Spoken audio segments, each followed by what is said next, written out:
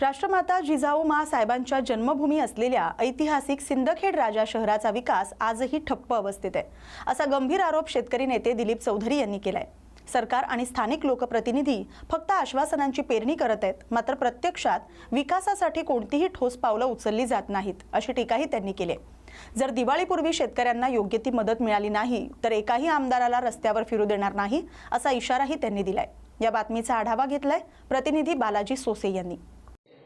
आपण आज सिंदखेड राजा नगरीमध्ये आज आपण आहात। सिंदखेड राजा तालुक्यामध्ये गेल्या अनेक दिवसापासून या ठिकाणी चर्चा आहे की या ठिकाणी शहराचा विकास झाला नाही व सिंदखेड राजा नगराध्यक्षपदाचे या ठिकाणी इच्छुक उमेदवार व आता नुकत्याच काही दिवसावर इलेक्शन येऊन ठेवलं। या सर्व पार्श्वभूमीवर आपल्यासाठी बोलण्यासाठी आपल्यासोबत शेतकरी नेते व तथा शिवसेना नेते शिवसेना उद्धव बाळासाहेब ठाकरे या पक्षाचे दिलीप भाऊ चौधरी आपल्यासोबत आहे। आपण त्यांच्याशी या ठिकाणी काही प्रश्न आपण त्यांच्याशी या ठिकाणी बोलणार आहे। भाऊ, आमचं सर्वप्रथम तुम्हाला असं म्हणणं आहे की सिंदखेड राजा शहराचा विकास झाला नाही असं या ठिकाणी दबत्या आवाजामध्ये चर्चा आहे, त्यावर आपली प्रतिक्रिया काय नेमकी?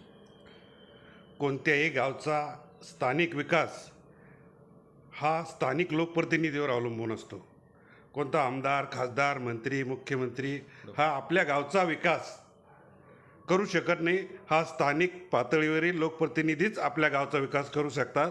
जसं पाटोदा, राळेगण सिद्धी, ठेकेवाडी, हिवरे बाजार या ठिकाणी तिथल्या स्थानिक लोकप्रतिनिधींनी विकास केला। प्रामाणिकपणे आणि निस्वार्थीपणे जर विकास केला तर निश्चित होतो। तसं मला तरी वाटतं सिंदखेड राजामध्ये खास लोकप्रतिनिधींनी पुढाकार घेतला नाही, त्यामुळे सिंदखेड राजाचा विकास या ठिकाणी झाला असं वाटत नाही। काय विकास झाला नाही नेमका? तुम्ही विकास झाला नाही नेमके ते सांगू राहिले, पण नेमका झाला काय? विकास झाला नाही काय? सिंदखेड राजाच्या अडचणी काय नेमक्या? सिंदखेड राजामध्ये सर्वात महत्त्वाचा शहरी विकास झाला नाही। इथं पाण्याची सुविधा नाही, लाईटची सुविधा नाही, शैक्षणिक सुविधा नाही। शैक्षणिक सुविधाचं तर बाजारीकरण झालेलं आहे। या ठिकाणी शहराचा विकास होण्यासाठी शिक्षणाचा दर्जा सुधारणं गरजेचं आहे। शिक्षणाचा दर्जा जर सुधारला तर या ठिकाणी बाहेरगावचे विद्यार्थीसुद्धा येऊन शिकतील, परंतु या ठिकाणची शिक्षणाची परिस्थिती अशी आहे की इथं खूप मोठ्या प्रमाणात व्यापार चालतो, कॉफी चालतात।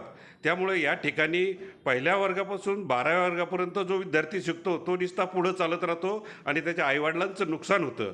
जर या ठिकाणी बाजारीकरण कॉफीचं बंद झालं तर तो मुलगा लवकर निर्णय घेईन, त्याचे आईवडील लवकर निर्णय घेईन, 5व्या वर्गात, 6व्या वर्गात, 7व्या वर्गात तो आपल्या कामाची दिशा बदलेल आणि कुठंतरी त्याला लवकरच तो स्वतःच्या काम चांगल्या पद्धतीने करेन।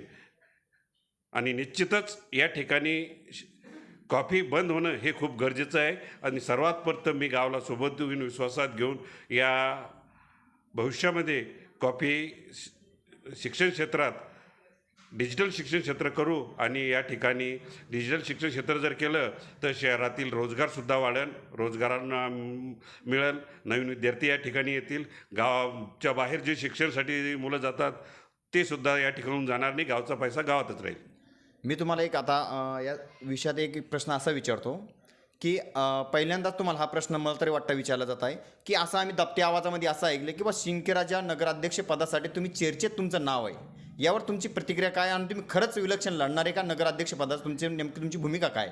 आणि भूमिका असून तुम्ही नगराध्यक्षपदाच्या भूमिकांमध्ये तुम्ही रिंगणात उतरणार आहे, त्यानंतर तुमचं पुढील शहरासाठी तुमचा विकास कसा असणार हे मी तुम्हाला शॉर्टमध्ये आम्हाला सांगा। सर्वात महत्त्वाचा मुद्दा म्हणजे या शहराचा विकास होणे सुद्धा गरजेचं आहे।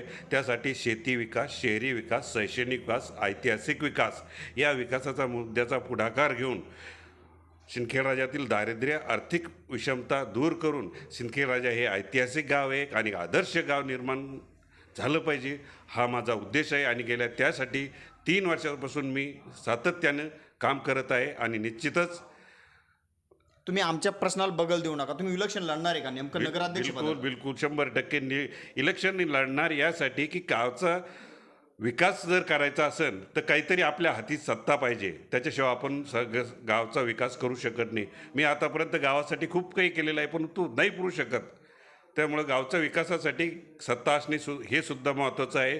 म्हणून त्यासाठी मी निश्चितच नगराध्यक्षपदाची निवडणूक लढेल। अपक्ष का पक्ष? मी पक्षावरच लढणार आहे। एखाद्या वेळेस पक्षानं जर त्या ठिकाणी धोका निर्माण केलास तर जनतेला सोबत घेऊन, जनतेला विश्वासात घेऊन त्यांच्यासोबत चर्चा करून पुढचा निर्णय घेईल. हे आपल्यासोबत शेतकरी नेते तथा शिवसेना नेते दिलीप भाऊ चौधरी होते. यांनी स्पष्ट या ठिकाणी सांगितलं की जर मला पक्षाने जर धोका दिलाच तर मी जनतेच्या सोबत राहणार आहे आणि जनतेने जर ठरवलं तर मी नक्कीच या ठिकाणी अपक्ष म्हणून या ठिकाणी ते लढणार असल्याचे या ठिकाणी त्यांनी घोषित केलं. मी बालाजी जोसे, सिंदखेड राजा, तालुका प्रतिनिधी, न्यूज 24 बुलढाणा.